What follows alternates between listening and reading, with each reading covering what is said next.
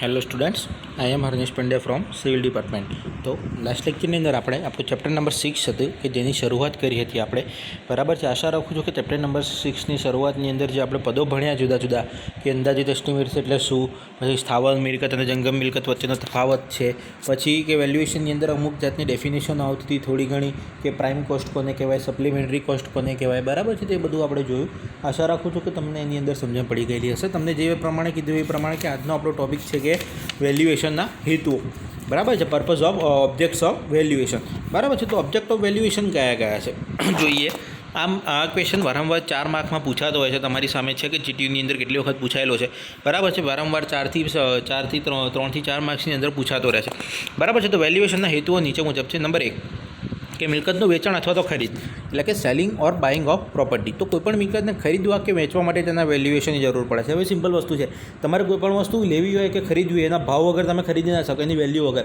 જેમ કે તમારે કોઈપણ એક બોલપેન લેવી છે તો બોલપેનની વેલ્યુ તમને ખબર છે 5 રૂપિયા છે. બરાબર છે. તો જો એની વેલ્યુ જ ના હોય, તમે ખાલી દુકાનમાં જઈને એમ કહો કે મારે બોલપેન જોઈએ છે, તો તમને એની વેલ્યુ વગર તમને બોલપેન ના મળી શકે. બરાબર છે. અથવા તો તમારે કોઈ વસ્તુ વેચવી છે. બરાબર છે. તો વેચવી છે તો તમે બજારની અંદર આટલી કિંમત રાખો. જેમ કે મારે કોઈ બાઇક વેચવી છે તો બાઇકની કિંમત મારે 10,000 રાખી. હવે બાઇકની કિંમત હું એમને જ ખાલી બજારમાં જઈને ઉભા રહું કે મારે બાઇક વેચવી છે, તો ભાઈ કોઈ લેવા આવે વેલ્યુ વગર? ના આવે. બરાબર છે. જે મફત જોઈતું એ જ આવી શકે, બાકી કોઈ ના આવે. બરાબર છે. એટલે કે કોઈપણ પ્રકારની વેલ્યુ વગર તમે કોઈપણ મિલકતને ખરીદવા કે વેચવા માટે એની વેલ્યુએશનની જરૂર પડે. પછી કે લોન લેવા માટે મિલકતને જામીનગીરી તરીકે મૂકવી, એટલે કે કોઈપણ વસ્તુ આપણે મોર્ગેજ મૂકીએ. બરાબર છે. એટલે સિક્યુરિટી ઓફ લોન અથવા તો મોર્ગેજ. તો બેંકમાંથી લોન લેવા માટે ઘણી વખત કોઈ મિલકતને જામીનગીરી તરીકે મૂકવામાં આવે છે. તમને ખબર છે સિમ્પલ વસ્તુ કે ભાઈ બેંકની અંદરથી આપણે કોઈ પણ લોન લેવી હોય તેની સામે એના જેટલી જ લોનના જેટલી જ વેલ્યુ ધરાવતી કોઈ એક વસ્તુ મૂકવી પડે, કે જેથી કરીને જ્યારે આપણે લોન ના ભરી શકીએ તો બેંક એની ઉપર કબજો મેળવી શકે. બરાબર છે. બાકી બેંક આપણને લોન ના આપે.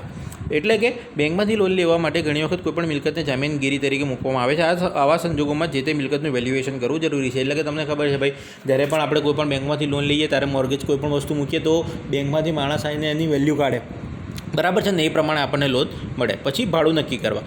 તો મકાનના ભાડાનો આધાર તેના મૂલ્ય ઉપર છે, અને તેથી મકાનનું ભાડું નક્કી કરવા તેનું વેલ્યુએશન કરવું જરૂરી છે. એટલે કે તમારું મકાન કેવું છે એના આધાર પર તમારું ભાડું નક્કી થાય. નાનો રૂમ છે તો ઓછું ભાડું હોય, મોટું રૂમ છે તો વધારે ભાડું થાય. બરાબર છે. એટલે કે મકાનનું વેલ્યુએશન કરેલું હોય તો આપણે મકાનનું ભાડું નક્કી કરી શકીએ. પછી વીમો ઉતારવા માટે. તો કોઈપણ મિલકતનો વીમો ઉતારવા માટે તે મિલકતનું વેલ્યુએશન કરવું જરૂરી છે. કે જ્યારે મિલકતનું વેલ્યુએશન વીમો ઉતારવાના હેતુ માટે કરવામાં આવે ત્યારે જમીનની કિંમત ગણવામાં આવતી નથી. એટલે કે તમારે કોઈ પણ મિલકતનો ઇન્સ્યોરન્સ કરાવવું છે કે ઇન ફ્યુચર કંઈ નુકસાન થાય તો ઇન્સ્યોરન્સમાંથી આપણને આપણે ક્લેમ લઈ શકીએ, તો એનું વેલ્યુએશન કરાવવું જરૂરી છે. પછી ફરજિયાત સંપાદન કરવું, એટલે કે કમ્પલસરી એક્વિઝિશન. બરાબર છે. તો ઘણી વખત સરકાર લોક ઉપયોગી કાર્યો માટે મિલકત અથવા તો જમીન ફરજિયાત રીતે તેના માલિક પાસેથી સંપાદન કરાવે છે, કે જેને આપણે લેન્ડ ઓક્યુપેશન કહીએ છીએ. જેમ કે રોડ બનાવવો હોય તો રોડ બનાવવો હોય અથવા તો રસ્તા પહોળા કરવા હોય તો આજુબાજુની જમીનો આપણે સરકાર જમીનના પૈસા આપીને લોકો પાસેથી જમીનનો અમુક ભાગ કે જમીન લે છે. બરાબર છે. તમને ખબર છે ભાઈ, સરકાર ખેડૂતો પાસેથી જમીનો લેતા હોય છે, અથવા તો કોઈપણ રસ્તો કરવો હોય અથવા તો કોઈપણ સરકારી બાંધકામ કરવું હોય તો તેના માટે સરકાર જમીન ખરીદતી હોય છે. એટલે કે સરકારી કાર્યો માટે જો ફરજિયાત સંપાદન, એટલે કે ભાઈ સરકારે નક્કી કર્યું છે આ જગ્યા પર મારે વસ્તુ બનાવી છે તો તેને તે જગ્યા પર લેવી જ પડે. બરાબર છે. એટલે કે અને તેના માલિકને તે યોગ્ય વળતર આપે. આ યોગ્ય વળતર નક્કી કરવા માટે મિલકતનું વેલ્યુએશન કરવું જરૂરી બને. પછી સુધારણા ખર્ચ, એટલે કે બેટરમેન્ટ ચાર્જિસ. તો જ્યારે કોઈ પણ મિલકતનો નગર આયોજન યોજના ટીપી સ્કીમમાં ટાઉન પ્લાનિંગ સ્કીમ કહેવાય. ટીપી સ્કીમ એટલે કે ટાઉન પ્લાનિંગ સ્કીમ, કે જ્યારે કોઈ પણ મિલકતનો નગર આયોજન યોજનામાં સમાવેશ થાય ત્યારે તે મિલકતનું મૂલ્ય વધી જાય છે. એટલે કે ટાઉન પ્લાનિંગ સ્કીમની અંદર કોઈ પણ જાય, બરાબર છે, કોઈ પણ મિલકત જાય તો તેનું મૂલ્ય વધી જાય, અને જ્યારે મિલકતનું મૂલ્ય વધી જાય તેથી માલિકને વધારે કરવેરા ભરવા પડે છે. આ વધારાના કરવેરાને આપણે સુધારણા ખર્ચ એટલે કે બેટરમેન્ટ ચાર્જ કહીશું. બરાબર છે. એટલે કે માલિકને જે મિલકત માટે જે વધારાના વેરા ભરવા પડે એને આપણે બેટરમેન્ટ ચાર્જિસ કહીશું. તેથી આવી મિલકતના માલિકે મિલકતનું વેલ્યુએશન કરાવવું જરૂરી બને. એટલે કે મિલકતનું વેલ્યુએશન કરાયેલું હોય તો તમારે શું કહેવાય કે સુધારણા ખર્ચ તમને એ પ્રમાણે મળતો હોય. બરાબર. પછી એસ્ટેટ ડ્યુટી, એટલે કે માલ મિલકત ઉપર સરકાર દ્વારા વસૂલ કરાતી એસ્ટેટ ડ્યુટીની ગણતરી કરવા માટે પણ વેલ્યુએશનની જરૂર પડે. બરાબર છે. એટલે માલ મિલકત ઉપર સરકાર દ્વારા ભાઈ એસ્ટેટ ડ્યુટી પણ લાગતી હોય છે, એના માટે વેલ્યુએશનની જરૂર પડતી હોય છે. પછી કરવેરા, એટલે કે ટેક્સેશન. તો સરકાર દ્વારા વસૂલ કરવામાં આવતા વિવિધ કરવેરા જેવા કે સંપત્તિ વેરો છે, ગિફ્ટ ટેક્સ છે, નગરપાલિકા વેરો છે વગેરે મિલકતના વેલ્યુએશનના આધારે નક્કી કરવામાં આવે છે. એટલે કે મિલકતનું વેલ્યુએશન કરેલું હોય તો એ જે જુદા જુદા વેરા છે તમારી મિલકતના વેલ્યુએશનના આધારે નક્કી કરેલા હોય છે. પછી કોર્ટ ફી, એટલે કે જ્યારે સ્થાવર મિલકતની બાબતમાં કોર્ટ કેસમાં ફાઇલ કરવો હોય ત્યારે યોગ્ય રકમની સ્ટેમ્પ લગાડવી જરૂરી છે. આ સ્ટેમ્પ રકમની મિલકતના વેલ્યુએશન પરથી નક્કી કરવામાં આવે છે. જેમ કે નાનું હોય તો નાનું સ્ટેમ્પ લગાડવાનો, અને જેમ મિલકત મોટી જાય એમ સ્ટેમ્પનો ભાવ વધતો જાય. જેમ કે બહુ મોટી કરવી હોય તો 10,000 કે 50,000નો પણ સ્ટેમ્પ લાગતો હોય છે. બરાબર છે. એટલે કે જ્યારે સ્થાવર મિલકતની બાબતમાં કોર્ટ કેસ ફાઇલ કરવો હોય ત્યારે યોગ્ય રકમની સ્ટેમ્પ લગાડવી જરૂરી છે. અને આ સ્ટેમ્પ રકમની મિલકતના વેલ્યુ પરથી નક્કી કરવામાં આવે છે. અને લાસ્ટમાં છે બેલેન્સ શીટ.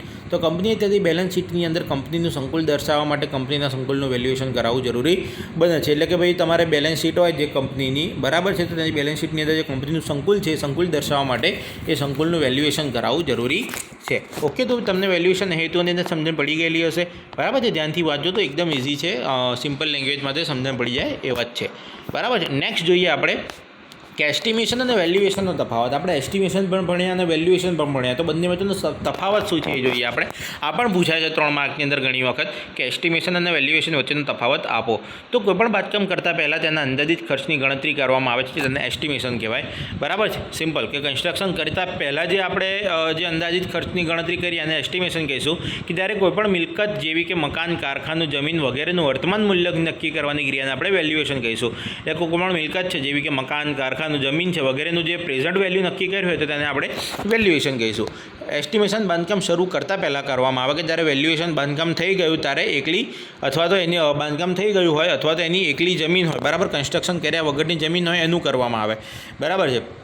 એસ્ટિમેશન તમને ખબર છે કન્સ્ટ્રક્શન ચાલુ કરતાં પહેલાં કરીએ છીએ આપણે, વેલ્યુએશન કન્સ્ટ્રક્શન થઈ ગયા પછી કરીએ છીએ. પછી એસ્ટિમેશન કરતી વખતે મિલકત સામે હોતી નથી, તેથી ઓછી ચોકસાઈ મળે. બરાબર છે. તો સિમ્પલ જ છે ભાઈ, આપણે પ્લાન પરથી અંદાજ કાઢતા હોઈએ છીએ, પ્લાન, એલિવેશન અને સેક્શન પરથી, એટલે કે આપણને ચોકસાઈ ઓછી મળે. કે જ્યારે વેલ્યુએશન કરતી વખતે આપણી સામે જ મિલકત હોય તેથી વેલ્યુએશનની ખૂબ ચોકસાઈપૂર્વક કરવામાં આવે છે. એટલે કે આપણી સામે જ છે બધું, તો આપણી સામે એકદમ શાંતિથી અને પરફેક્ટ રીતના આપણે વેલ્યુએશન કરી શકીએ. તો એસ્ટિમેશનના હેતુઓ કયા છે?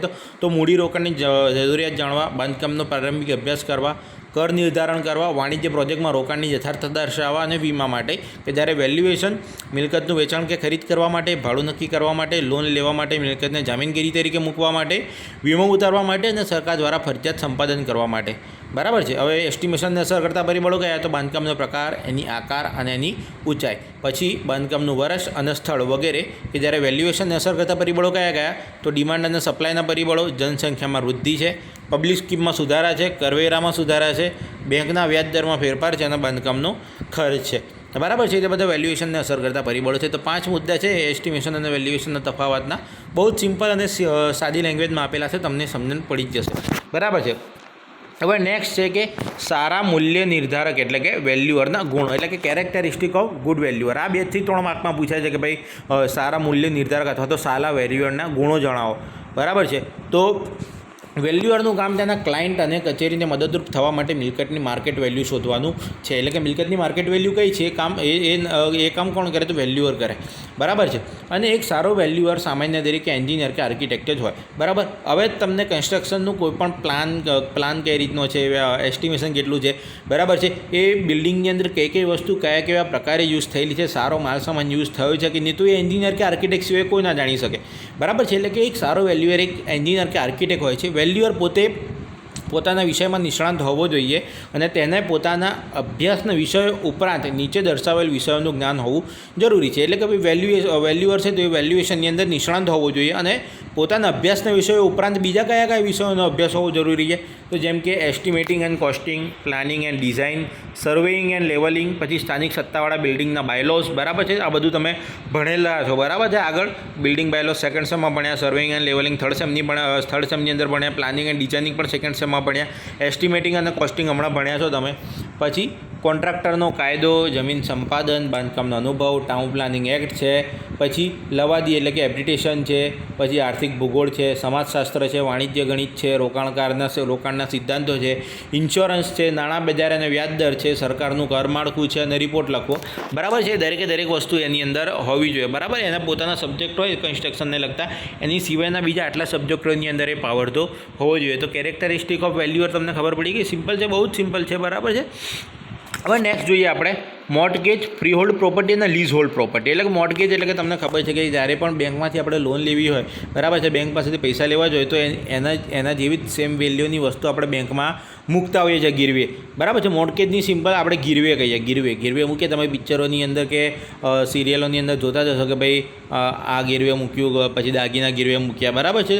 તો એ બધું જે ગીરવે મૂકીએ એને આપણે મોર્ટગેજ કહીશું. તો મોર્ટગેજ કે ગીરોખત પર ટૂંકનો જ લખો. આ પૂછાય છે 3 માર્ક્સની અંદર કે મોર્ટગેજ પર ટૂંકનો જ લખો, બરાબર છે. તો તમને આવડી જવી જોઈએ. તો મોર્ટગેજ પર ટૂંકનો એટલે કે મોર્ટગેજની અંદર શું આવે આપણે જોઈએ તો કોઈપણ મિલકતનો માલિક પોતાની મિલકત બેંક અથવા તો વ્યક્તિ પાસે ગીરો મૂકીને તેના ઉપર લોન લઈ શકે છે, બરાબર છે. તમે કાં તો બેંક પાસે મૂકો, કાં તો તમે કોઈ વ્યક્તિને આપો, બરાબર છે. કોઈની પાસે વ્યાજે રૂપિયા લો તો આપણે કોઈ વસ્તુ ગીરવે મૂકવી પડે છે, બરાબર છે. એટલે કે કોઈ મિલકતનો માલિક પોતાની મિલકત અથવા તો મિલકત બેંક અથવા તો વ્યક્તિ પાસે ગીરવે મૂકીને લોન લઈ શકે છે અને તે લોન પેટે લોન આપનાર વ્યક્તિ તેને વ્યાજ આપે છે, બરાબર. વ્યાજ પર રૂપિયા હોય કે અમુક આટલા ટકા, ભાઈ 5%, 10% વ્યાજે રૂપિયા, એટલે કે મૂળ કિંમતના 10% ઉમેરી દેવાના, બરાબર. એટલા રૂપિયા એને પાછા આપવાના. આ રીતે મિલકતને ગીરો મૂકીને મેળવવામાં આવતી લોનને મોર્ટગેજ અથવા તો ગીરોખત કહેવાય. એટલે કે મિલકતને ગીરવે મૂકી દો અને જે પણ પૈસા મળે તમને એને મોર્ટગેજ અથવા તો ગીરોખત કહીશું આપણે, બરાબર છે.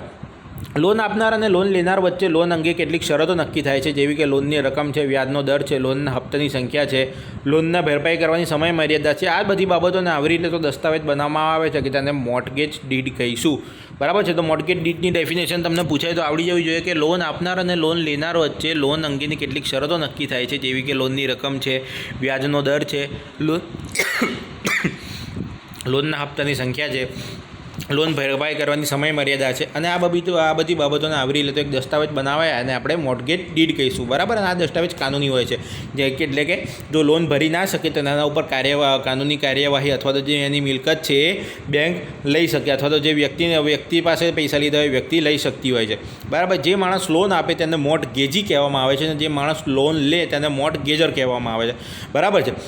આ પણ પૂછાય છે શોર્ટ ક્વેશ્ચનની અંદર કે મોર્ટગેજી અને મોર્ટગેજર કોને કહેવામાં આવે છે. તો જે માણસ લોન આપે તેને મોર્ટગેજી કહીશું અને જે માણસ લોન લે તેને આપણે મોર્ટગેજર કહીશું, બરાબર છે. મિલકત ગીરો મૂકનાર હજી પણ પોતાની મિલકત વેચવાનો હક ધરાવતો હોય છે અને તે મિલકત તેના કબજામાં જ રહે છે. એટલે કે જે માણસ મિલકત ગીરવે મૂકે તે પોતાની મિલકત વેચવાનો હક ધરાવતો જ હોય છે અને તે મિલકત તેના કબજામાં જ રહે છે. લોન વ્યાજ સાથે સંપૂર્ણ ભરપાઈ થયા બાદ તેનો માલિક પોતાની મિલકતનો કબજો મેળવી શકે છે. એટલે ભાઈ જે માલિક છે મિલકતનો એ ભાઈ બધી લોનની મિલકત ભરાઈ જાય તો એની પાસે એનું ઘર પાછું થઈ જાય. પરંતુ લોન લેનાર માણસ નક્કી કરેલ સમય મર્યાદામાં જો લોન ભરપાઈ ના કરી શકે તો લોન આપનાર માણસ તેની પાસે ગીરો મૂકેલ મિલકત વેચી શકે છે. એટલે કે સિમ્પલ વસ્તુ છે કે લોન જો આપણે લીધી હોય અને લોન આપણે ભરી ના શકીએ તો બેંક પાસેથી અથવા તો જે માણસ પાસેથી આપણે લોન લીધી હોય એ માણસ આપણી વસ્તુઓ વેચી શકે છે, બરાબર છે. તો મોર્ટગેજને લગતી કઈ બાબતો ધ્યાનમાં રાખવી જોઈએ. તો લોનની રકમ પહેલાં તો લોનની રકમ આપણે કઈ રીતના રાખવી તો લોનની રકમનો આધાર મિલકતના કેપિટલાઇઝ મૂલ્ય પર રહે છે. સામાન્ય રીતે આ મૂલ્ય 70 ને 80% જેટલી લોન મંજૂર કરવામાં આવે છે. ધારો તો કે આપણું જે મકાન છે અથવા તો આપણી કોઈ જમીન છે એની વેલ્યુ 1 કરોડ રૂપિયા છે, બરાબર છે. તો 1 કરોડ રૂપિયા જો આપણે બેંકની અંદર 1 કરોડ રૂપિયાની જે જમીન છે એ જમીન આપણે બેંકની અંદર મૂકીએ તો આપણને 1 કરોડના 70% એટલે કે 70 કે 80 લાખ રૂપિયા લોન આપણને મળે, બરાબર છે. એટલે કે લોનની રકમનો આધાર મિલકતના કેપિટલાઇઝ મૂલ્ય પર રહે છે અને સામાન્ય રીતે આ મૂલ્યના 70થી 80% જેટલી લોન મંજૂર કરવામાં આવે છે. પરંતુ આ મૂલ્યના 50થી 60% જેટલી રકમને સલામત લોન ગણવામાં આવે છે. આ બાબતનું ધ્યાન રાખવું જરૂરી છે કે મિલકતમાંથી મળતી ચોખ્ખી આવકે લોનના વ્યાજ તરીકે લેવા માટે પૂરતી હોવી જોઈએ. એટલે કે શું તો 70થી 80% તમારી લોન મંજૂર થાય એટલે કે 70થી 80 લાખ રૂપિયા લોન મંજૂર થાય એટલે બાકીના જે 20થી 30 લાખ રૂપિયા એ પણ આપણે વ્યાજ તરીકે ગણવાના, બરાબર છે. એ આપણું વ્યાજ થાય એટલે કે આપણે 20થી 30 લાખ રૂપિયા જે વધે આપણા વ્યાજ તરીકે આપણે લઈ શકીએ, બરાબર છે. પછી કે વીમો તો ગીરો મૂકેલ મિલકતનો વીમો ઉતારવો પણ જરૂરી છે. આ વીમો મોર્ટગેજી અને મોર્ટગેજર બંનેના નામ પર લેવામાં આવે છે અને વીમાની પોલિસી મોર્ટગેજી પાસે રાખવામાં આવે છે કે જ્યારે મોર્ટગેજર વીમાનું પ્રીમિયમ ભરે છે અને આ રસીદ મોર્ટગેજીને બતાવે છે, બરાબર છે. પછી લીઝ હોલ્ડ મિલકત તો ઘણી વખત લીઝ હોલ્ડ મિલકત ઉપર લોન મંજૂર કરવામાં આવે છે અને મોર્ટગેજ ડીડ બનાવવામાં આવે છે અને આવા કિસ્સાની અંદર સમય પર મિલકતની પુનઃ આકારણી કરવી જોઈએ કે જેથી લોનની રકમ મિલકતની રકમ કરતાં વધી ના જાય તેનો ખ્યાલ આવે, બરાબર છે। પછી કે ત્રીજા માણસની ગેરંટી, એટલે કે સામાન્ય રીતે લોન આપનાર માણસને લોનની રકમ શક્ય એટલી જલ્દી પરત મેળવવામાં રસ હોય, તે મિલકત પર કબજો જમાવવામાં રસ હોતો નથી। એટલે કે સમાજમાં મોભાદાર વ્યક્તિને વ્યક્તિગત જામીન તરીકે મોર્ગેજ ડીડની અંદર રાખવામાં આવે છે। એટલે કે તમને ખબર છે કોઈપણ બેંકની અંદર આપણે જઈએ અથવા તો કોઈપણ વ્યક્તિ પાસે જઈએ તો જામીન વચ્ચે જામીન તરીકે માણસોની સાઇન લે, બરાબર છે। એટલે જે સમાજનો હોદ્દેદાર વ્યક્તિ હોય, જે વ્યવસ્થિત વ્યક્તિ હોય, તે જે તમારી જે લોન લેવાની અંદર શું થાય તો સરળતા રહે, બરાબર, ઇઝીલી લોન મળી જાય। તો આવા કિસ્સાની અંદર શું કહેવાય કે જેથી ઇમરજન્સીના કિસ્સાની અંદર લોન આપનાર અને ગેરંટરને લોન જલ્દી ચૂકવવા માટે વિનંતી કરી શકે, બરાબર છે। પછી વેલ્યુએશન કે આકારણી, તો વેલ્યુએશનની અંદર મિલકતની નેટ ઇન્કમ સાવચેતીપૂર્વક ગણતરી કરવામાં આવે છે અને આ રકમ વ્યાજ પેટે લેવાની રકમ કરતાં ઓછી હોવી ન જોઈએ। અને આવી ચીજ વસ્તુઓ કે જે લોન સહેલાઈથી મોર્ગેજ કર્યા વગર જાણ કર્યા વગર લઈ શકે તેમ હોય તો તેને વેલ્યુએશનનો સમાવેશ ન કરવો જોઈએ। પછી લીઝ હોલ્ડ પ્રોપર્ટી, તો ઘણી વખત લીઝ હોલ્ડ પ્રોપર્ટી માટે મોર્ગેજ ડીડ બનાવીને લોન આપવામાં આવે છે, પરંતુ આવા કિસ્સામાં સમયાંતરે મિલકતની આકારણી કરતાં રહેવું જોઈએ કે જેથી લોનની રકમ મિલકતની રકમ કરતાં વધી ન જાય, બરાબર છે। અને લાસ્ટ છે કે બીજી વખતનું મોર્ગેજ, કે જ્યારે એક જ મિલકત ઉપર એક કરતાં વધારે માણસ પાસેથી લોન લેવામાં આવે ત્યારે પ્રથમ મોર્ગેજ ડીડ ધરાવતા માણસનો દાવો પ્રથમ રહે છે, બરાબર છે। એટલે એક જ કોઈ મિલકત છે એના ઉપર બે માણસો લોન લે તો જેણે પહેલાં લોન લીધી હોય એનું વ્યાજ વેલિડ ગણવામાં આવે છે। ત્યારબાદ બીજા દાવા પાસે મોર્ગેજ ડીડ બનાવનાર માણસ, જ્યારે એના પછીનો દાવો બીજો મોર્ગેજ ડીડ બનાવનાર માણસ પાસે રહે છે। એટલે કે બીજું મોર્ગેજ ડીડ બનાવતી વખતે લોન આપનારે લોનની રકમ મંજૂર કરવામાં સાવચેતી રાખવી જોઈએ, બરાબર છે।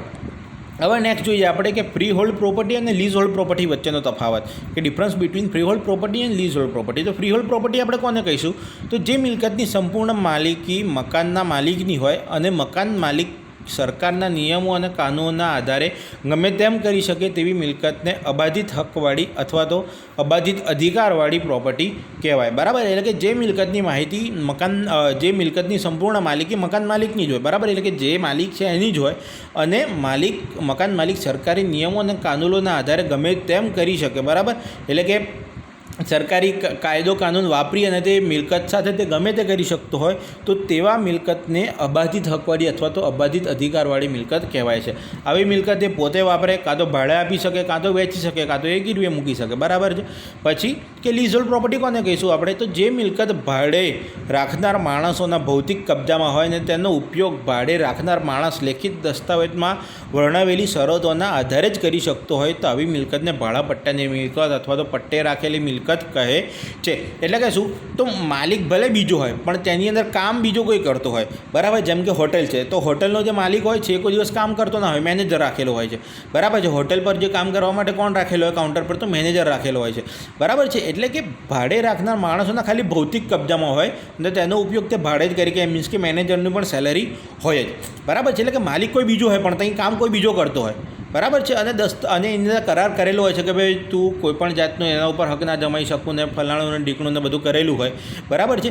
એટલે કે તેનો ઉપયોગ ભાડે રાખનાર માણસ લેખિત દસ્તાવેજમાં વર્ણવેલી શરતોના આધારે જ કરી શકતો હોય। એટલે કે કેટલીક શરતો લખેલી હોય કે ભાઈ તું તો આ પ્રોપર્ટીનો ઉપયોગ તું આ જ રીતે કરી શકું, બીજી કોઈ રીતના કરી ના શકું, બરાબર છે।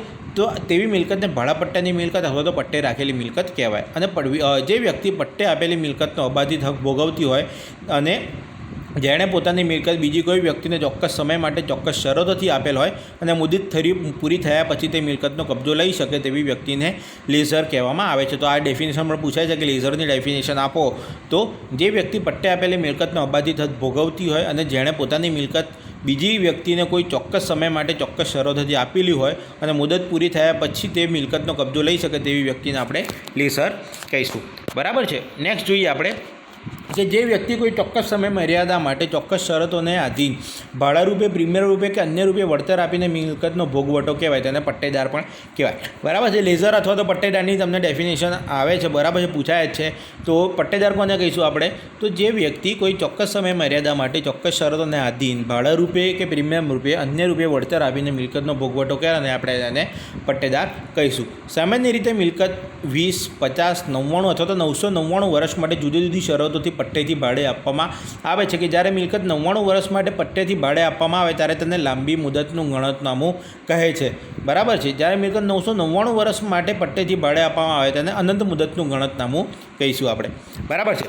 તો એક નાનું ડેફિનેશન છે કે કદાચ પૂછાઈ શકે છે, બરાબર છે, બહુ પૂછાતો નથી પણ કદાચ રેર કેસની અંદર આવી શકે કે ફ્રી હોલ્ડ પ્રોપર્ટી અને લીઝ હોલ્ડ પ્રોપર્ટી વચ્ચેનો તફાવત આપો. તો આપણે બંને વસ્તુ આગળ જોઈ જ, ખાલી એ જ વસ્તુ આપણે અહીંયા રિપીટ કરવાની છે કે ફ્રી હોલ્ડ મિલકતનો સંપૂર્ણ કબજેદાર માલિક હોય છે, બરાબર છે, કે જ્યારે લીઝ હોલ્ડરે કોઈપણ ચોક્કસ સમયગાળા માટે ચોક્કસ શરતોને આધીન મિલકતનો ભોગવટો કરે છે. પછી કે ફ્રી હોલ્ડરે મિલકત માટેનું કોઈ પણ ભાડું ચૂકવવું પડતું નથી, કે જ્યારે લીઝ હોલ્ડરે મકાનનો મિલકતનો ઉપયોગ કર્યા બદલ તેના મૂળ માલિકને ભાડું ચૂકવવું પડે છે. પછી આવી મિલકતનો માલિક પોતાની મિલકતને વેચી શકે છે, ભાડે આપી શકે છે અથવા તો ગીરવે મૂકી શકે છે.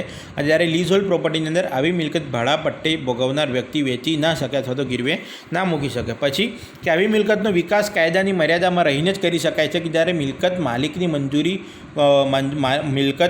મિલકતના માલિકની મંજૂરી વગર મિલકતનો વિકાસ કે સુધારા વધારાનો પોતાના ખર્ચે પણ ખર્ચ કરી શકાય નહીં, બરાબર છે. પછી આવી મિલકત ઉપર ફ્રી હોલ્ડરના વારસદારોનો હક રહે છે, કે જ્યારે મિલકતનો કબજો લીઝ પિરિયડ પૂરતો હોવાથી જ તેના વારસદારોનો હક રહેતો નથી. પછી જાહેર હિત કે સરકારી કામ માટે મિલકતના જરૂર પડતા સરકાર ઠારવે તો રકમ સ્વીકારી મિલકતને સરકારને સોંપી દેવી પડે છે. એટલે કે ભાઈ કોઈ સરકારી કામ માટે, જેમ કે મેં તમને કીધું કે રોડ બનાવવો હોય અને સરકાર કહે કે ભાઈ મારે તમારી જમીન લેવી છે, તો આપણે આપી દેવી પડે, બરાબર છે. ભાઈ જાહેર હિત કે સરકારી કામ માટે જરૂર પડતા લીઝ પિરિયડ પૂરો થતાં પહેલાં મિલકતને પરત સોંપી દેવી પડે છે. એટલે કે લીઝ પિરિયડ પૂરો ના થયો હોય તો પણ જો સરકાર એમ કે ભાઈ મારે તમારી જમીન જોઈએ છે, તો પણ આપણે આપી દેવી પડે.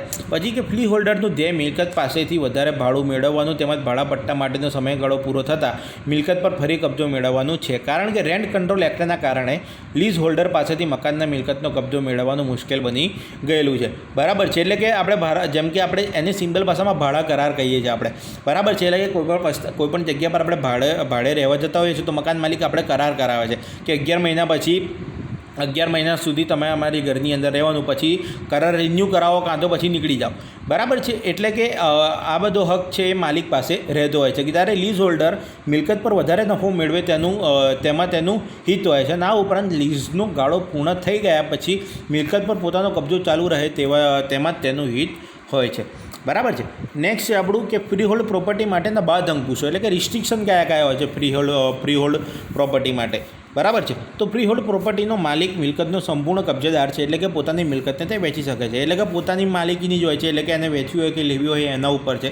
પછી મિલકતનો ભાડું પોતાની ઈચ્છા મુજબ રાખી શકે અને મિલકતની અંદર સુધાર વધાર કરી શકે. આ મુજબ તેના ઉપર નીચેના અંકુશો રહેલા છે. કયા? તો એક છે જમીનનો કાયદો, એટલે કે લો ઓફ લેન્ડ. તો ફ્રી હોલ્ડ પ્રોપર્ટીના વિકાસ અને સુધારા વધારા સરકારી કાયદામાં રહીને જ કરી શકાય છે. જેમ કે દબાણ કહીએ આપણે, બરાબર છે. તો ઘણી વખત તમે ન્યૂઝની અંદર જોતા જ છો કે ભાઈ ગેરકાયદેસર દબાણ ઉપર સરકારનો સપાટો અથવા તો નગરપાલિકાનો સપાટો. એટલે કે ભાઈ એ પણ કોઈ પણ વિકાસ કરવો હોય, કોઈ પણ સુધારા વધારા કરવા હોય તો સરકારી નિયમોને ધ્યાનમાં રાખીને જ કરવા પડતા હોય છે, બરાબર છે. સરકારી કાયદા પ્રમાણે મિલકત બાંધતા પહેલાં અથવા તો બાંધેલી મિલકતમાં સુધારા વધારા કરવા માટે લાગતી ઓળખતી સત્તા પાસેથી મંજૂરી લેવી પડે. એટલે કે કોઈ પણ કામ ચાલુ કરે તો નગરપાલિકાની મંજૂરી આપણે લેવી પડતી હોય છે, બરાબર છે. આ કાયદા